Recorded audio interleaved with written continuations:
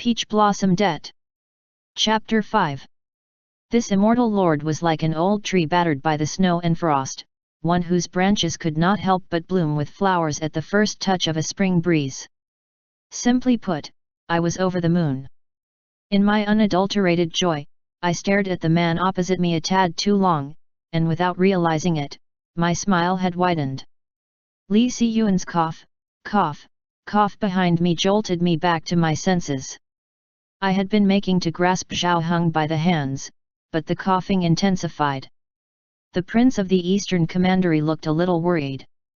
Yuan, you are coughing non-stop. Did you catch a cold? I'm fine, Li Siyuan said. I might have choked on my saliva earlier, then he joked. Third brother must really be taken with young Master Zhao's looks. He's forgotten to even greet him, haha. This immortal lord snapped out of it. I cupped my hands and greeted, it's an honor to meet you. This humble one is Li Siming. Young Master Zhao, please don't stand on ceremony. After thousands of years of fair weather banter up in heaven, we still had to feign civility before the others. Interesting, interesting. The prince said, this father of yours had to persistently invite young Master Zhao for several days before he was willing to join us as an aide. The three of you must treat him with the utmost courtesy. You will only call him Mr. Zhao in the future. 4 days? It must have been a trick. He waited for you to invite him, putting on airs but actually dying to sharpen his head and drill his way in here. Mr. Zhao played his part with a smile. Your lordship is too kind. Zhao Heng is not deserving of it. Not at all, not at all, the prince of the Eastern Commandery said, and instructed the servants to tidy up a chamber for Mr. Zhao, attend to him as he bathed and changed, and prepare a feast to welcome his guest. Seeing as Mr. Zhao would be surrounded by servants at all times, I returned to my courtyard. I was on pins and needles as I shared some stories with that wooden stake. Tianchu, partially in conversation with him and partially with myself. After Zhang Xia arrived in Ziki, Yuan Shi Tianzun had spoken of his disciples' achievements several times, but this immortal lord could not remember them at this moment. Ahem. When Yang Jian cleaved Mount Hua, heaven and earth underwent a kaleidoscope of changes, and the stars shook in their wake. That black bear spirit sprang out from the mountains and said, Deist priest Zhang. I have never harmed a single human while cultivating here. Why do you insist on taking my life? Young Master Li. It was the first time Mu Ruian took the initiative to talk to this immortal lord. For a moment, I was flabbergasted, unable to wrap my mind around it. Are you sick of hearing the sound of my voice? If that's the case, I'll take a stroll in the courtyard. You should rest. It's fine. A tiny smile materialized on Mu Ruian's face again, looking for all the world like glorious sunlight on water. Guan Yu Battles Qin Kaiang is a good book. Zhang Xia, the deity Erlang, and Deist priest Zhang's valiant battle against the black bear is truly a fantastic tale.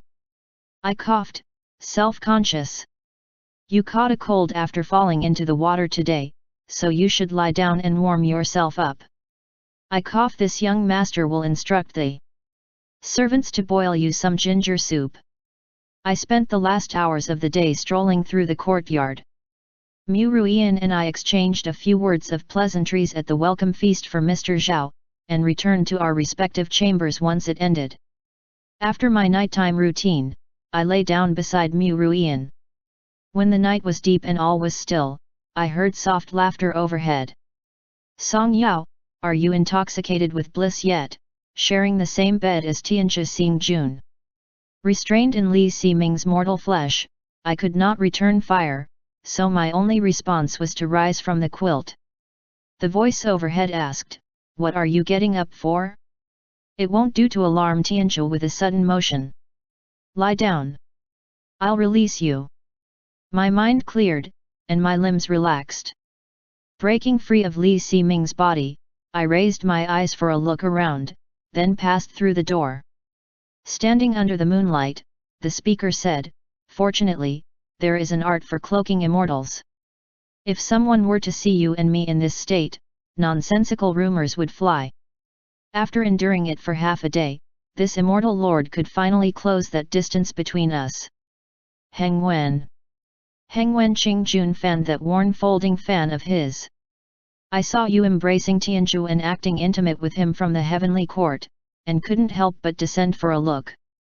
The view from afar is not as vivid as watching from the front seat. Don't tell me this immortal lord's hard time on earth is being watched by my fellow immortals from the clouds? My face twitched. How did you see it? The days in the heavenly court are laid back and carefree, and it's inevitable that one feels lonely, Heng Wen said. Minga has a mortal realm observation mirror that allows one to see ongoing events in the mortal world. Occasionally, he would take me to view with him. To think old man Minga still had such an object in his hands.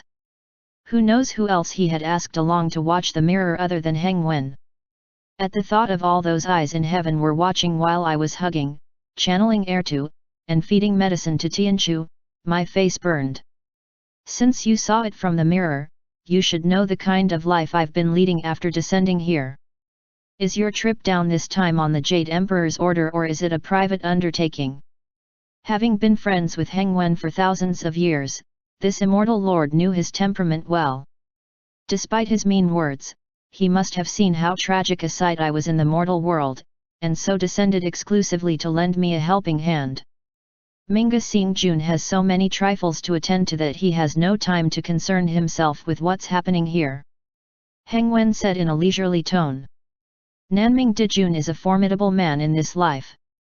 The Jade Emperor fears you can't defeat him without immortal skills. You would need someone to assist you. All in all, I am the only one in the immortal realm who has the free time, and you and I are comparatively more familiar with each other. So, he sent me down. Heng Wen went on to tell me that after descending, he had encountered the Prince of the Eastern Commandery and Li Xixian under the pretext of being on the way back to Shangchuan City from a border town. The meeting turned into conversation about military strategy at a tea booth. Who was Heng Wen Qingjun, you ask? He was an exalted lord in the heavenly court who oversaw the world's knowledge.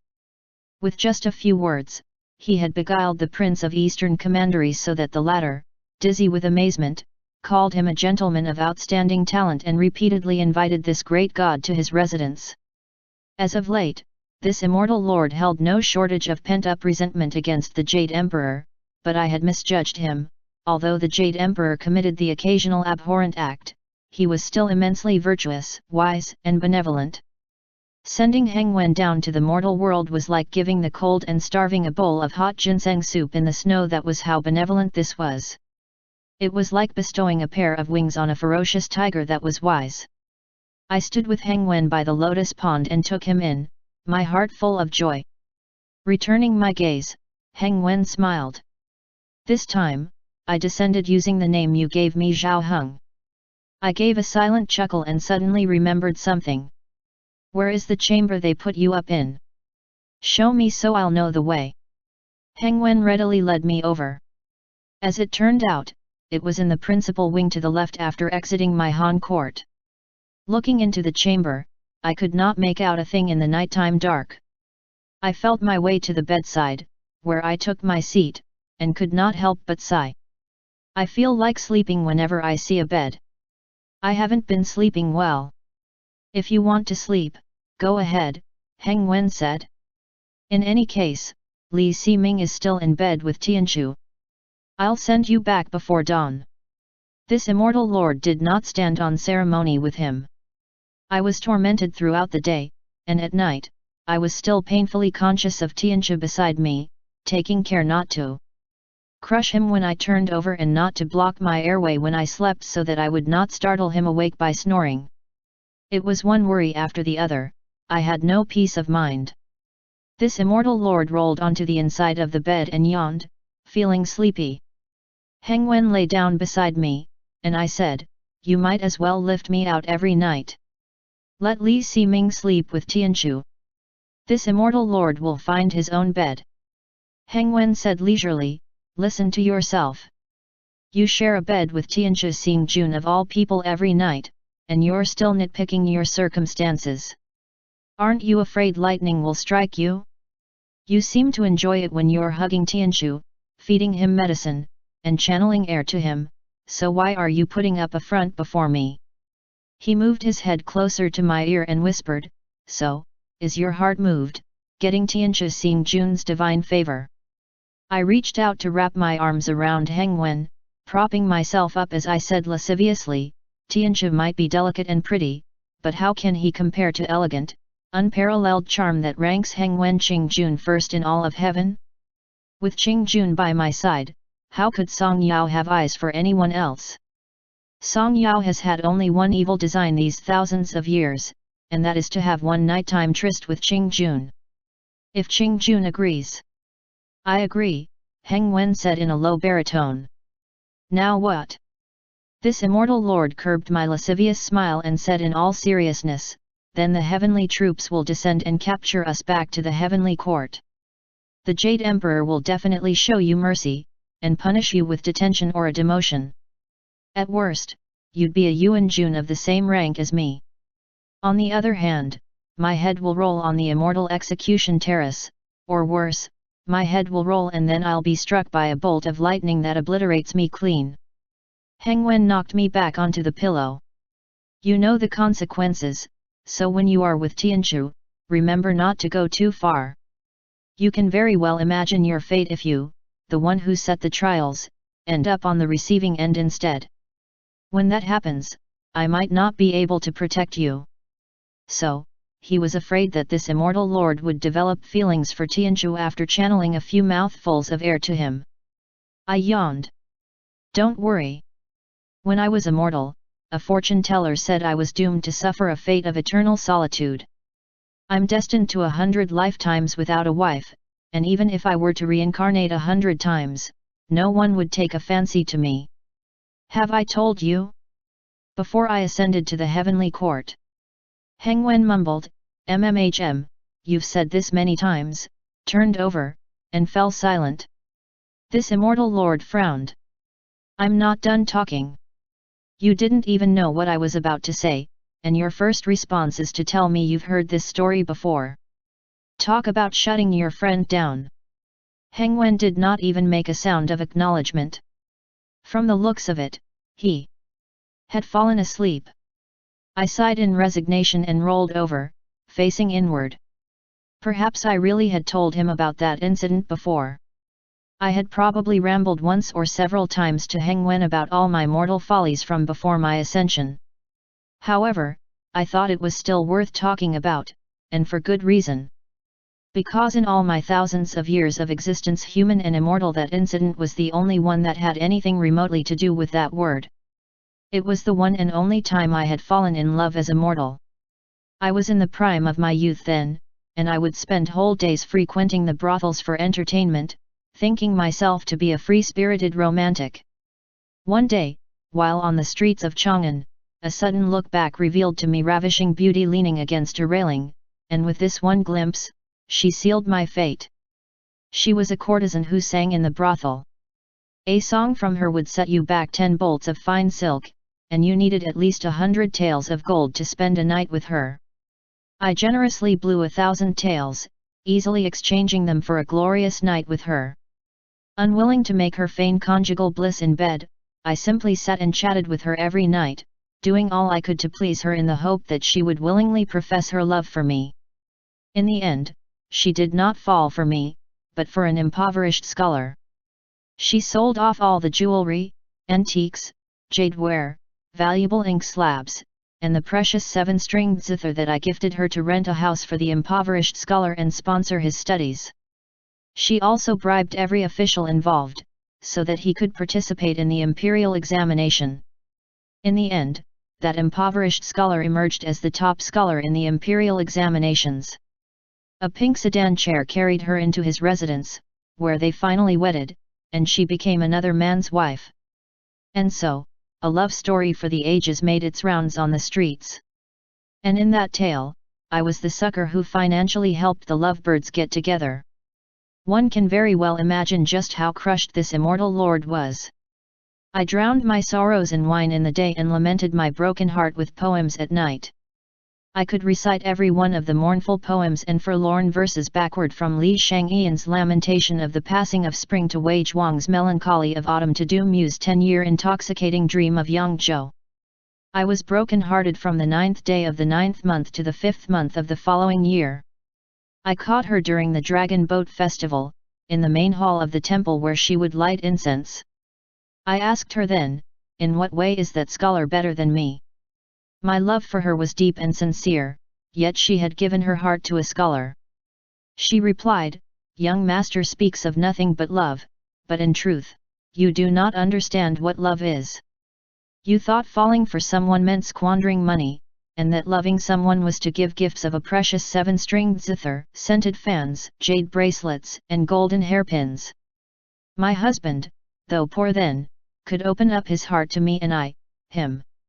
You might be the young master of a wealthy and powerful clan, but you probably haven't even eaten wonton noodles from a roadside stall. You mistake personal whim for true love. So how can you understand the principle that we are one when a couple is mutually in love? Dejected, I left the temple and loitered on the streets. Over a year of pining and heartache, and she made it all out to be a momentary whim worth nothing. From where I was standing, I spied swirling smoke on the side of the street. Was my love not love only because I had never eaten wonton noodles? Downcast, I strolled to the source of the spiraling smoke and dragged a small stool before the short table. Then I sat and ordered, forlorn, boss, give me a bowl of wonton noodles. And after drinking that bowl of noodle soup, I became the immortal Song Yao. Heng Wen had put on a show of comforting me. Fate. Such is fate. Heaven's will cannot be defied. Right. This was the derision with which Heng Wen had responded to this immortal lord's plight. I had indeed told him of this incident before. This immortal lord had responded with a long sigh. Fate decreed that I was doomed to a life of eternal solitude. Heng Wen, lying with his eyes shut by the lotus pond, had responded, no, no. Fate decreed that you would become an immortal. In which case, this show about Tianzhu and Nanming came from a similar playbook as my bygone love incident. Li Ximing took a liking to Mu Ruiyan, who was mutually in love with Shan Shengling. Li Ximing held Mu Ruiyan captive by his side, using every means possible to torture and break the lovebirds up. The Jade Emperor would never arrange a happy ending for Nanming and Tianzhu, but Mu Ruiyan and Shan Shengling stayed mutually and unwaveringly in love. Dare I say that I'm still, in truth, the sucker who helped the lovebirds get together? Don't tell me I'm fated to play this sort of role in this kind of show. Jade Emperor, that abhorrent geezer. This immortal lord fell asleep with pent-up grievances, so much that I even dreamed of an armor-clad Nanming Dijun bringing a little pink sedan to the gate of the manor with his blade, demanding I return Tianzhu to him. Even as I was internally screaming, Dijun, hurry up, hoist Tianzhu onto the sedan, and run as far as you can, this immortal lord really doesn't want to attend to him anymore, while I was vehemently saying, this immortal lord is set on having Tianzhu. He's my precious person. No one can snatch him away. In my days, someone dragged me upright and shook me. I looked at Heng Wen, who was grabbing the front of my clothes, with partially opened eyes. What? Heng Wen dragged his words out. Your precious Tianzhu is on the bed in your bedchamber, coughing out blood right this moment. Stop yelling in your sleep and go check on him. This immortal lord zipped back into Li Ximing's bedchamber. Dawn was breaking, and in the half-light, I saw Tianzhu's paper-white face. His eyes were feeble even when shut, and blood trailed from the corner of his lips. A white, blood-stained handkerchief had fallen to the ground. Splotches were also present on the corners of his quilt and where his sleeves opened. Where did this come from? Beside me, Heng Wen said, the object of your affections has already lost blood and passed out. What are you standing around for? Hurry up, take him into your arms and call for the physician.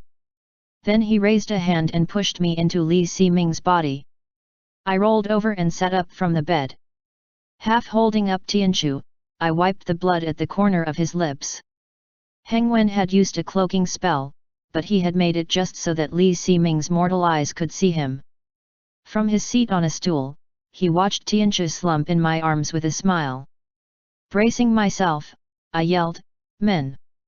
The maidservant opened the door with a kowtow. In a trembling voice, I instructed, "Quick, summon the physician. Young Master Yan has coughed up blood." The manor physician told me that young Master Yan's pulse was weak and uneven. The cold, coupled with his chronic ailment, had led to a stasis of blood and a build-up of phlegm, and so. I cut him short with a wave of my sleeve. "This young master is not well versed in the art of medicine, so what's the point of prattling on and on to me? Since you know what ails him, treat him." The old man assented with a yes, and slowly wrote out a prescription. He could only prescribe medicine to stabilize the cough first, he said, implying that Mu Ruian's illness could not be wholly cured at its roots. Could not be wholly cured, wasn't that tuberculosis? I looked down at Mu Ruian. No wonder he was sallow and pale and coughed all day. All this time, he had tuberculosis. Heng Wen, who still had yet to leave, spoke in unhurried tones from the table. "Look how worried you are. Such tenderness. Such heartache. This immortal lord's heart is spasming because of your barbs, where on earth would it have the time or energy to hurt?"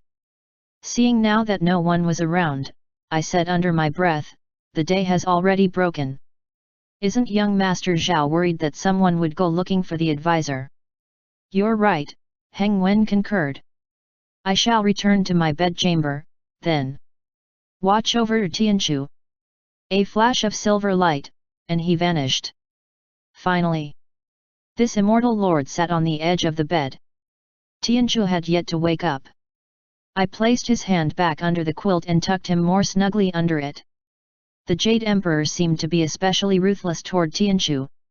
His entire family was wiped out, he was taken as someone else's lover, and now he was afflicted with tuberculosis. He was made to suffer, hanging there with one foot in the grave. On the contrary, Nanming was having the time of his life as a general in the southern commandery. Not once did I hear of any misfortune befalling him. Tianchu woke up before I could finish feeding him his medicine. I reached with a sleeve to wipe the corners of his mouth. "Soaking in the water only caused your illness to flare up again. Why make yourself suffer?" Mu Ruian smiled bitterly. "Perhaps this body of mine is fated to be at death's door. I'll have to trouble you again." I said with a feigned smile, "You're my precious person. For you, I'm willing to do anything. The Jade Emperor dumped you on this immortal lord, making you my responsibility. Whatever this immortal lord has to do, it serves this immortal lord right." Grumbling to myself did nothing to quell my anxieties. Unable to bear it, I asked, "The physician said your illness is an old ailment. It hasn't been that long since the Mu Manor was prosecuted. Prior to that, you were the young master of the Prime Minister's residence. How did you contract tuberculosis without rhyme or reason?" Mu Ruian said nothing. I wondered, "Don't tell me it has to do with Shan Shengling again." As he continued to stay silent, I continued, "Your love for him is more solid than gold. When are you going to tell me your love story?" I reached out to scoop up a handful of his hair. "Let this young master learn how he won your heart." Mu Ruian remained silent. I toyed with his hair for a long time before releasing it, and left the chamber. On the front courtyard's walkway, a shape shot at my leg like an arrow. Little paws grabbed and shook the hem of my robe. "Little uncle, little uncle." My eyebrows twitched. Stroking Jinning's head, I asked, "Why are you running around instead of studying?" I looked askance to see Jinju in hiding, his little head just visible from behind a pillar. He shrank back when he realized I had spotted him. This immortal lord prided myself on being charming and carefree, but this child always reacted to me as if to a real tiger spirit. How perplexing! Jinning wrinkled his nose and gave my leg a shake. "My hand hurts when I write." Little uncle, I want to go see the uncle in the courtyard. My hand hurts. I want to ask him to blow the pain away. My face twitched. This slippery brat. From a distance away, Heng Wen approached from the direction of the study. Jinning was bogging down my leg, so I stayed where I was and greeted him with a dry laugh. What a coincidence! It's Mr. Zhao. Heng Wen cupped his hands, all proper-like, as he neared. Third young master. He smiled at the person on my leg. Is this the little young master? That earned another dry laugh from me. Suddenly, Jinning released his grip on my leg and pounced on both of Heng Wen's. Gur. His weight actually caused the tall and slender Heng Wen to stagger back a step. Jinning got a tight grip on the hem of Heng Wen's robe, and swung it from side to side. Lifting his little face, he asked in a cloyingly innocent voice, Gur, what's your name? Heng Wen Qingjun was a purebred immortal. He had never been part of this world, and so had never seen such a child before. He was momentarily taken aback. Then, in spite of himself, he broke into peals of laughter. Are you asking me? My surname is Zhao, and my given name is Heng. This immortal lord strode forward and attempted to pull Jinning off, but the brat wouldn't budge. Unperturbed by my efforts, he said, Zhao Gur is good looking. Jinning likes. Hug me, Zhao Gur. I pulled my face and dragged him away from Heng Wen. Tch. Who are you calling Zhao Gur? This is Mr. Zhao, whom your grandfather invited to the manor. Greet him properly. Jinshu, who was sucking his finger, had been shiftily closing the distance between his pillar and Heng Wen. As I approached, he shrank back again. Heng Wen, on the other hand, smiled like he was enjoying this as Jinning wriggled for another chance to pounce. A voice from the walkway yelled, Ninger, what are you doing? Jinning immediately became the picture of a well-behaved child. His father, Li Xixian, swiftly strode over and pulled Jinning over to him by the ear. Jinshu lowered his little head and greeted him eldest uncle in a small, housefly-like voice.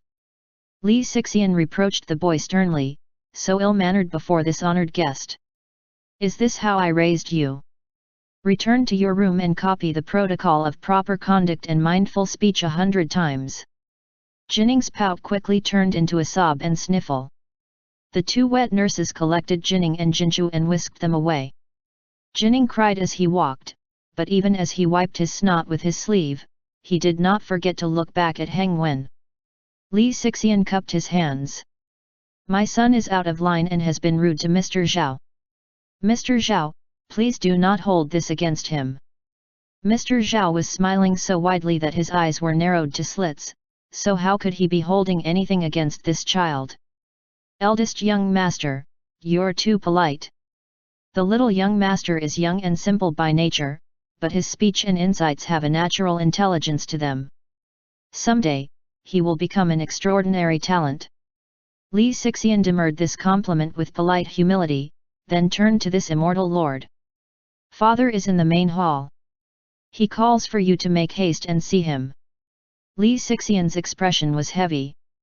The matter at hand must have been important.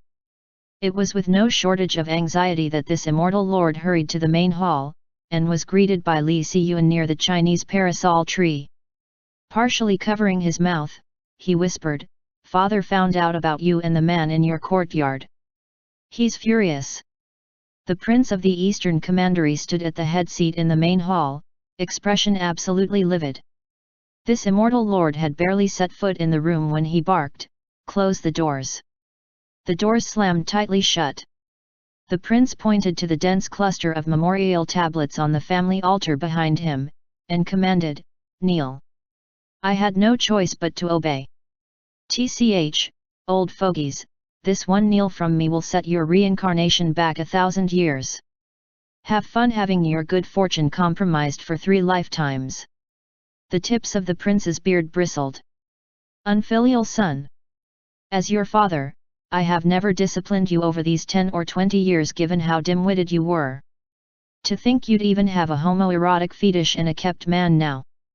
Today, watch how this prince breaks this vile inclination of yours before our ancestors. He bellowed, bring the disciplinary rod. A beat then, a young servant emerged with an iron broom that was bound with wires. The broomstick itself was an iron rod as thick as the rim of a small teacup. There was no doubt that the prince came from a martial background.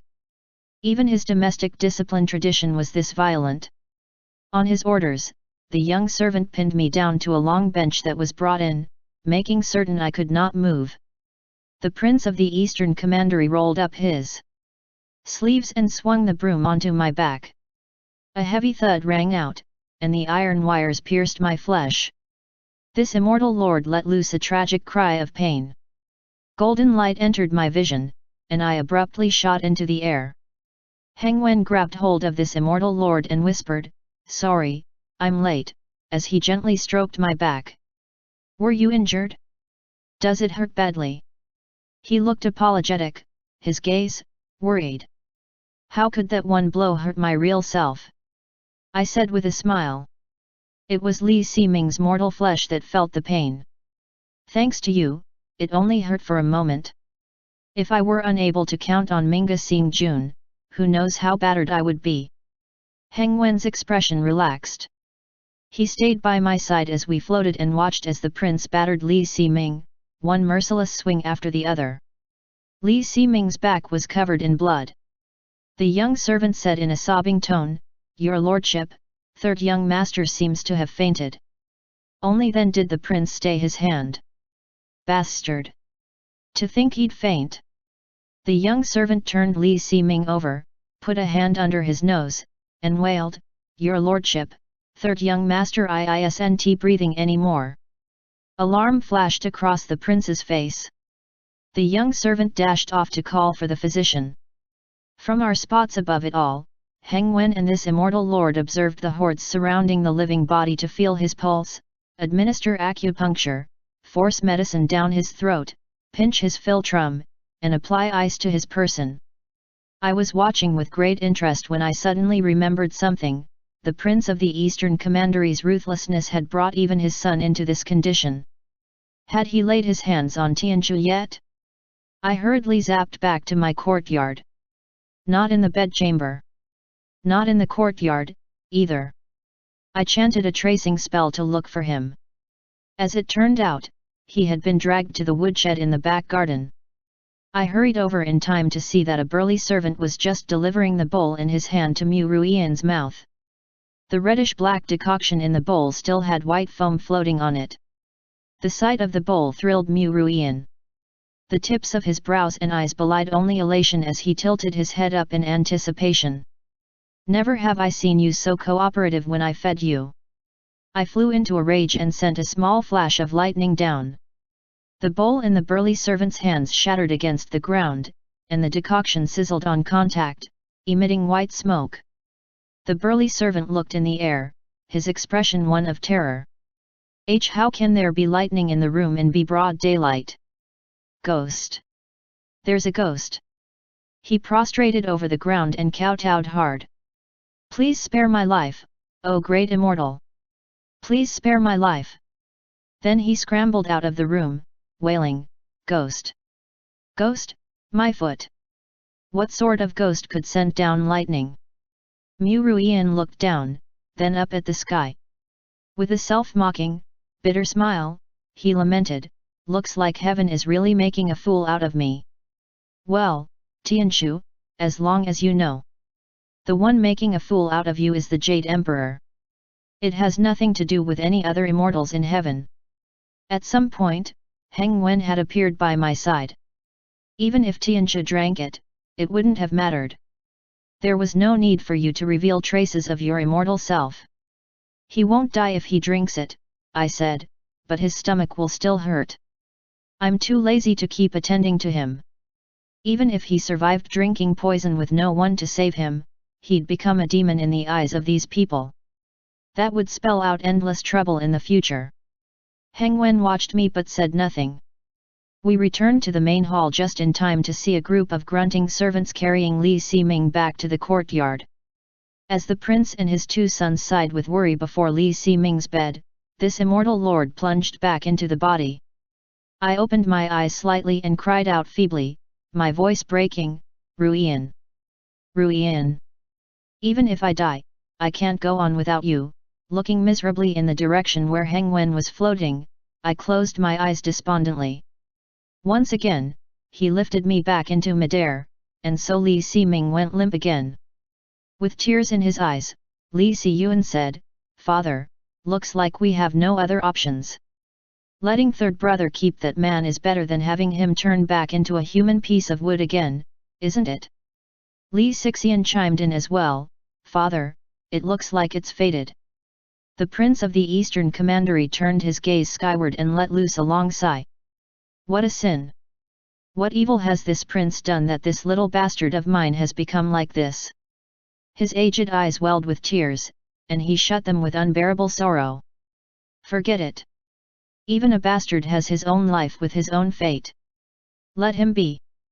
Then he instructed, take physician Guo to the woodshed and see if the man inside can still be saved. A moment later, 3 or 4 people pushed Tianzhu in. The prince looked askance at him, then let out a heavy snort and flicked his sleeves. Mu Ruian was shoved over to my bed, and when he saw just how tragic a sight Li Ximing made, his expression wavered a little, making him look more human than the Tianzhu of the past. Li Xiyuan said from his place by the bed, Third brother, wake up. The one you're pining for is here. Heng Wen put on an artificial smile and patted my shoulder. Time for you to go back and put on a show. He suddenly struck me with a palm, smacking me back into Li Ximing's body. I stirred and fluttered open my eyes. Feebly, I murmured, Ruian. Ruian, with a trembling hand, I made 2 weak grabs at empty air. To my surprise, my fingers actually wrapped around a solid object, an icy hand so skinny it jutted against my palm. Mu Ruian's hand. I had merely been putting on a show with these 2 attempts, I never expected to really catch his hand. Just as he was pondering how to proceed, a golden light flashed before my eyes, and I was in midair once again. This immortal lord watched helplessly as Li Ximing's head drooped back over the bed, his left hand still grasping at Mu Ruian's. Breezily, Heng Wen quipped, Marvelous, marvelous. Li Xiyuan coughed. Third brother, rest well. We will visit you again tomorrow. He looked back and signaled Li Xixian with his eyes. Li Xixian hurriedly chimed in, Right, right. Third brother is badly hurt, and the medicine has just been applied. He needs to recuperate. Father, you should return to your chamber for a rest too. Having given that call to action, he turned now to the young servants and maidservants. Those not involved, you're dismissed. The rest stand guard outside the door. Once the medicine arrives, serve it to the third young master. The prince of the Eastern Commandery glanced askance at the bed, sighed aloud, then left with another flick of his sleeves. The others dispersed. Li Xiyuan dawdled until he was the last one left, then swiveled back on his heels to the bed and cupped his hands at Mu Ruian. Our father is obstinate and intense by nature, and my third brother does make the old man worry a lot. Today, his anger got the better of him, and he did you a great wrong. I hope you can understand. Only then did he leave the chamber. The door shut, leaving only Tianzhu and Li Ximing in the chamber. I smiled apologetically at Heng Wen. Can you lift me up again after I repossess the body and have Tianzhu release my hand? Heng Wen tilted his eyebrows. What's the rush? It hasn't been easy for you to grab his hand, so whatever it is, you should hold it for longer. There's no one around. Let's see how Tianzhu treats you, third young master Li. This immortal lord could only chuckle in return. Mu Ruian stood by the bed, his eyebrows slightly knitted in a frown as he looked at Li Ximing, who was now lying motionless on his stomach. Then he bent over to gently pry his hand from Li Ximing's fingers. He collected up the thin quilt at the side of the bed and draped it over Li Ximing. Heng Wen grinned broadly as he looked at me. This looks promising. That look elicited a dry, embarrassed cough from this immortal lord. I laughed. Tianchu Xingjun was always compassionate to the weak back in the heavenly court. This inclination of his hasn't changed one bit even as a mortal. A moment later, a young maidservant knocked and entered to deliver a calming decoction. Naturally, she handed it to Mu Ruian, said, "May I trouble young master Yan to feed young master? This humble slave shall take my leave," then curtsied and left. Mu Ruian stood there, bowl of medicine in hand. I could not help but crane my neck for a better look. Truth be told, I had actually felt a hint of delight when Tianchu tucked me in. Li Ximing was like the living dead in the bed, and I wondered what method Tianchu would use to feed him the medicine. From behind this immortal lord came Heng Wen's insidious tone, "You are craning your neck so far out it's like an arch bridge. Waiting for Tianchu to feed you by mouth." As far as this immortal lord remembered, Heng Wen Qingjun had never learned the art of mind reading. Heng Wen dragged his words out. "Dream on." Then he shoved me back into Li Ximing's body. "Behave yourself and drink the medicine." I could only open my eyes and act like I was struggling to wake up. Having possessed Li Ximing, I immediately felt my injuries flare up. Feebly, I called out for Ruian. I heard Mu Ruian's clear and cold voice saying, "Here's the medicine. Drink some first." Well, that was why this immortal lord was here to begin with. But I had to put on a show first. I struggled to prop half of my body up, speaking haltingly. "Ruian! Ruian! You're still here. My father, he didn't make things difficult for you, did he?" Wordlessly, Mu Ruian brought me the bowl. Propping myself up, I accepted the offering and drank. Once the bowl was empty, Mu Ruian offered a hand and set it back on the table. When he opened the door, the young maidservant immediately entered to collect the bowl. Like a man on the verge of death, I rasped, "Young Master Mu is still sick. Take him to the East Wing to recuperate. We'll talk again once I recover from my injuries."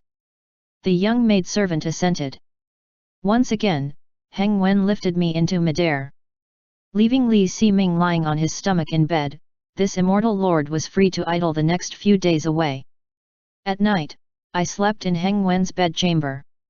In the day, I made myself invisible and strolled around the prince's manor, then I changed my appearance to go wander the streets. Several times a day, I woke up in Li Ximing's body to take my medicine and meals, and to relieve myself. Heng Wen, on the other hand, was busy. The prince of the Eastern Commandery held his advisor, Mr. Zhao, in high regard. Every day, he would invite him along with his two sons to deliberate over major affairs in the study, discussing strategies based on the current state of affairs in the world. I concealed myself beside Heng Wen to listen in once, and it was rather boring. Thus, I very unrighteously abandoned Heng Wen and headed out to the streets to listen to tunes. A betrayed Heng Wen, bearing a grudge thus, refused to let this immortal lord sleep in his bed that night. I could only stand at his bedside and smile in a placating manner.